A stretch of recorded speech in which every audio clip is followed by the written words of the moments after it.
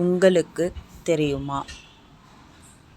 மணிக்கு 62,76,0416 கிலோமீட்டர் வேகத்தில் செல்லும் வாயேஜர் 2 ஆய்வுக்கலம் நமது இரவு வானத்தில் அதிக ஒளிரும் நட்சத்திரமான சிரியஸை கடந்து செல்ல 2,96,000 ஆண்டுகளுக்கு மேல் எடுத்துக்கொள்ளலாம்.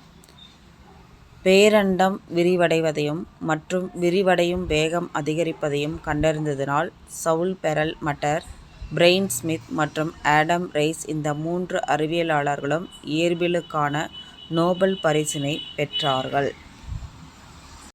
இந்த 3 அறிவியலாளர்களும் இயற்பியலுக்கான நோபல் பரிசை 2011 பரிசு பெற்றனர்.